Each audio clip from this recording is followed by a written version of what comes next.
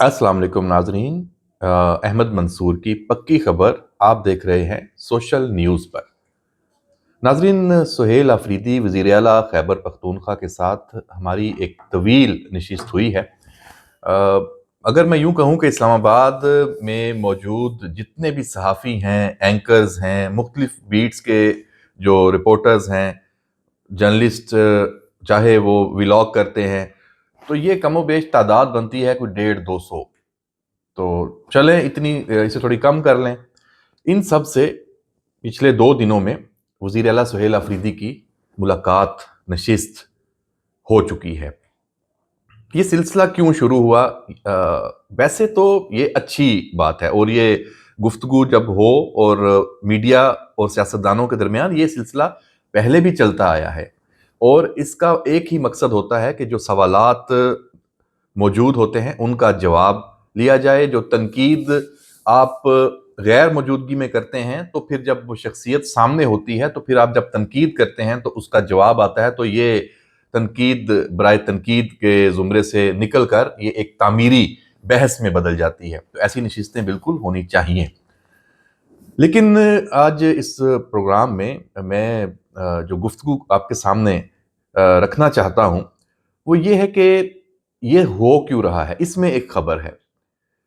क्यों? क्योंकि जो वज़ीर आला सुहेल आफरीदी हैं, उनका जो एक मैंने कल एक और प्रोग्राम में भी ये बात की थी कि उनका जो एक तासुर है, एक इमेज है, वो जब पहले दिन से आए और उन्होंने खुद उसको कायम किया जब उनकी नामज़दगी हुई थी उसी वक़्त से। कि अडयाला से नामज़दगी हुई है और इमरान खान ये टास्क देकर मुझे वहाँ भेज रहे हैं।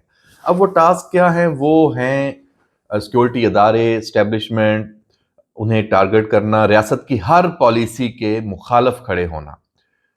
और ठीक है, वफाक में आपकी मुखालिफ सियासी जमात की हुकूमत है।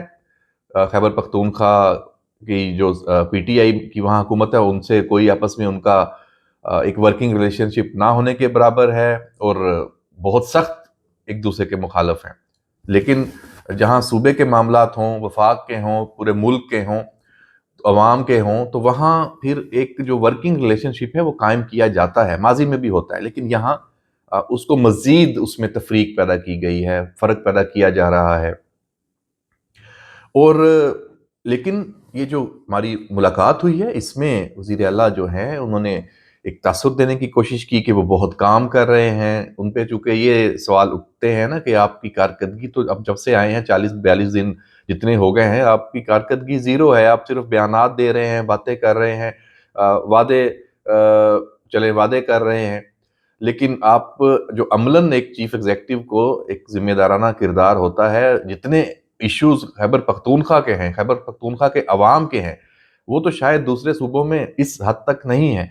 तो आपको तो हर वक़्त फ़ील्ड में नज़र आना चाहिए, लेकिन आप इस्लामाबाद में बैठे होते हैं, अडयाला के बाहर पहुँचे होते हैं। कोई ऐसी जो इजलास आप सिंध में देख लें, पंजाब में देख लें, इवन बलूचिस्तान में देख लें, वज़ीर आला जो हैं वहाँ के, वो किस कदर उनकी मसरूफियात नज़र आती हैं। अच्छा, उनका एक ये शिकवा था कि हमें मीडिया पे वो वाला जो एक शेर है वो नहीं मिलता जो मरियम नवाज़ को मिलता है। तो इसमें आपको खुद अपने गिरेबान में झाँकना चाहिए कि मरियम नवाज़ को ये शेर क्यों मिलता है? काम कर रही हैं, रोज़ नई खबर होती है, अवाम के लिए कोई मंसूबा होता है, किसी जो कारकर्दगी है, गुड गवर्नेंस है, उस हवाले से कोई इजलास होते हैं, कोई फैसले होते हैं, तो खबर होती है तो जगह बन जाती है, आपको भी जगह मिलती है, लेकिन वो तनकीदी होती है। उसकी वजह क्या होता है कि आप खुद मौका देते हैं। अब इस इजलास की बात ही कर लें, जो हमारी मुलाकात हुई है, मैं था डिफेंस जर्नलिस्ट का जो एक ग्रुप था, उसकी जो मुलाकात हुई है उसमें था। 2 घंटे ये हुई है। बड़े सख्त सवाल हुए हैं, लेकिन बहुत अच्छे अंदाज में। कोई ये नहीं था कि कोई इंसल्ट करने का हो वो उसमें, और ऐसा होना भी नहीं चाहिए। ये सिर्फ ये भी तासुर दिया जाता है। ऐसा जर्नलिस्ट का मकसद, जब आप तनकीद करते हैं तो इंसल्ट करना बिल्कुल नहीं होता इन शख्सियात की, हमारे लिए मोहतरम है। लेकिन सीएम साहब की जो ये गुफ्तगू हुई है उसमें सवालात के जवाब मुझे तो नहीं नज़र आए। हमारे और जो साथी हैं उनको भी इसी तरह ही तासुरात उनके चेहरे के बदलते थे।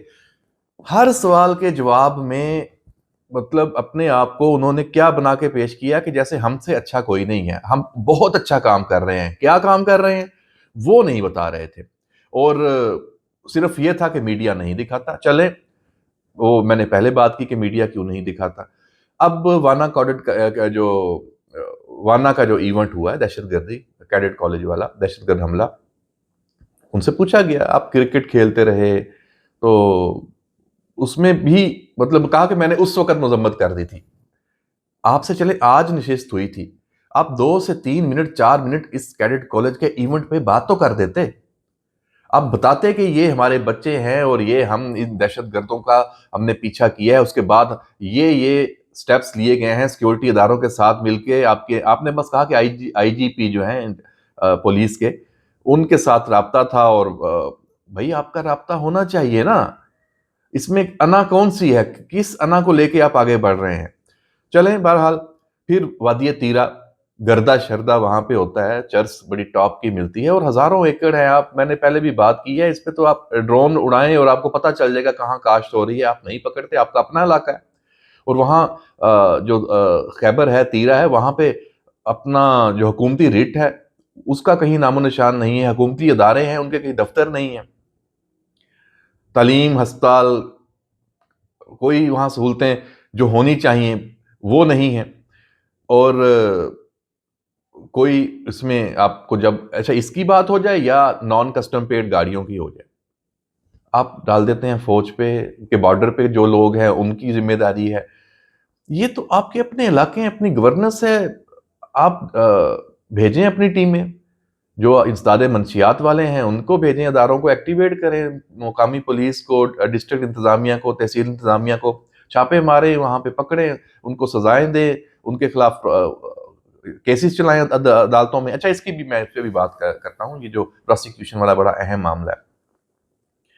اچھا، یہ ان سے جو دہشت گردوں کے حوالے پر تو خاموشی ہوتی ہے. ہاں، یہ اس دفعہ تھوڑا سا انہوں نے ضرور کہا کہ ہم بھی مطلب دہشت گردوں کو ختم کرنا چاہتے ہیں. ٹی ٹی پی کے خلاف بھی بات کی، لیکن افغان طالبان اور افغانستان کے حوالے سے پھر وہی پرانا موقف کہ آخری آپشن ہوگا ان کے ساتھ اختلافات کا، لڑائی کا، ان سے ہر صورت میں بات ہی کرنی ہے. اچھا، وہ نہیں کر رہے. انہوں نے آپ کی جو بارڈر بند کی ہے، ٹریڈ بند کی، آپ کے پاس دہشت گرد بھیجتے ہیں. وانا کیڈٹ کالج کہاں سے آئے تھے؟ اور جتنی تشکیلیں ہیں جن کو روز آئے دن ہم ان کی خبریں اور security forces intelligence based operation بھی کر رہی ہیں، وہ کیا ہے؟ آپ کے سامنے ساری چیزیں ہیں. اور کس بات کا آپ انتظار کر رہے ہیں کہ ان سے آپ ان کا گریبان پکڑیں، ان سے سوال اٹھائیں کہ پاکستان اب مزید برداشت نہیں کرتا. خیبر پختونخوا کے عوام یہ برداشت نہیں کریں گے جو افغانستان سے ٹارگٹ کلنگ ہو رہی ہے، دہشت گردی ہو رہی ہے. لیکن سپورٹ، اور یہ تو ہم کہتے ہیں کہ یہ سہولت کاری یہ بڑی خوفناک چیز ہے. بہرحال این پی سی کی گاڑیاں، اس پہ وہ جو میں نے پہلے کہا بارڈر والی بات ابھی آپ کے صوبے میں گھوم رہی ہیں. آپ لیجسلیشن کریں، آپ کو نقصان ہے قومی خزانے کو، اس کے علاوہ سیکورٹی رسک بھی ہے. ان کا کوئی عطا پتہ، آپ کہتے ہیں جی وہ تھانوں میں رجسٹرڈ ہوئی ہیں. ابھی تھانوں میں رجسٹرڈ ہو کے اس کا کوئی ڈیٹا اس طرح تو اویلیبل نہیں ہوتا جیسے آپ ایکسائز میں کرتے ہیں، اور اس کے بعد پھر ان کا چیک اینڈ بیلنس ہے، سب کچھ آن لائن ہے. آپ کوئی گاڑی سڑک پہ ہوتی ہے، آپ کو پتہ چل جاتا ہے کہ جناب اس کا یہ نمبر ہے اور یہ اس کا یہ مالک ہے، سب کچھ کلیئر ہوتا ہے. تو یہ ایک بڑا دھندا ہے، یہ اسمگلنگ، منشیات، گاڑیاں. اس کے خلاف اس کو کس نے روکا ہے آپ کو ان کے خلاف کارروائی کرتے ہوئے؟ اچھا، سی ٹی ڈی کی بات ہوتی ہے. میں نے اس پہ بات کی تھی.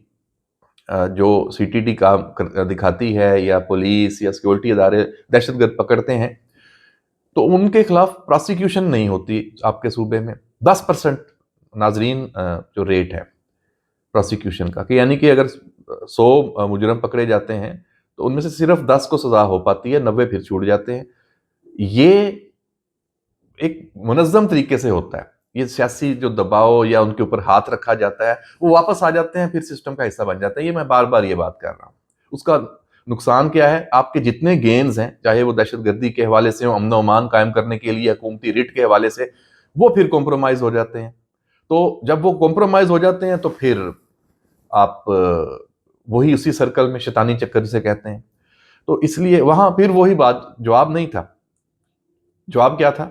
کہ ہم کر رہے ہیں، ہم نے فیصلہ کر لیا ہے. اب پتہ نہیں کب کیا ہے، کیا اس کی تفصیل ہے. یہاں بیٹھ کے ہر بات میں نے اجلاس کیا ہے، فیصلہ کر لیا ہے.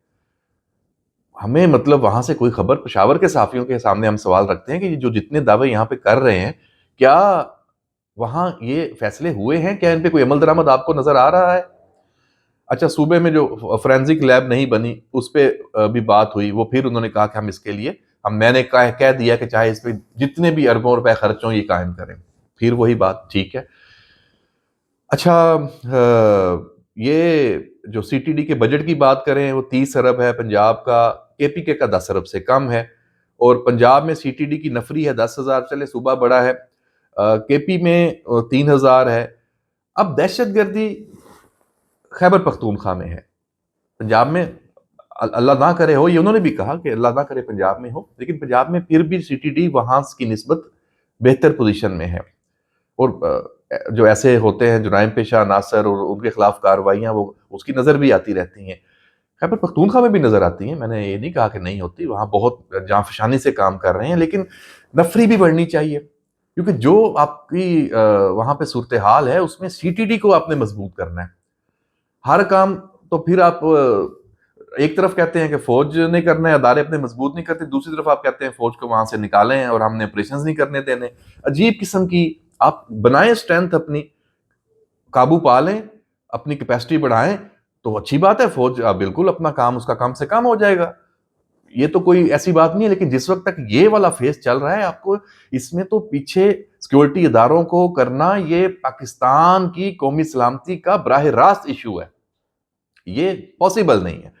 اسی طرح ضم شدہ جو اضلاع کے ترقیاتی بجٹ ہے اس پہ آپ نے بڑی بات کی کہ وفاق پہ ڈال دیتے ہیں کہ وہ حصہ نہیں دیتا، بھئی جو پیسے ملے ہوئے ہیں، جو بجٹ موجود ہے، وہ آپ کی کیپیسٹی ہے، وہاں صورتحال دیکھ لیں، جو بیسک بنیادی ضروریات ہے جس کے لیے اتنا کوئی اربوں روپیہ بھی نہیں چاہیے، اسکولوں میں ٹیچرز موجود ہی نہیں ہیں، انرولمنٹ نہ ہونے کے برابر ہے، اور جو میڈیکل کی ہسپتالوں کی صورتحال ہے جا کے دیکھیں وہاں پہ حالات کیا کتنے گمبھیر اور خراب ہیں، تو یہ چیزیں ہیں، اور سیاسی بنیادوں پر جو پولیس ٹرانسفر ہے، اچھا اب اس میں آئی جی خیبر پختونخوا پولیس، اس کی تبدیلی کی آپ بات کرتے ہیں، بھائی آپ وہ کام جب، اچھا تنقید کا وہ ان کے پاس نہیں تھا، جب یہ سوال ہوا تو سہیل افریدی صاحب نے کہا کہ بہت اچھا کام کر رہے ہیں، لیکن ساتھ ہی کہہ دیا کہ میری مرضی کے ہوں، میرے صوبے کے ہوں، یہ سمجھ سے بالا تر ہے کہ بیوروکریسی آپ کی مرضی کی ہے، اور ساری چیزیں یہ اعداد و شمار ہیں، اور کوئی کہیں پہ بھی جواب نہیں ہے، صرف سوال ہوئے ہیں، خیبر پختونخوا کے لوگ بھی اب جواب مانگتے ہیں، کارکردگی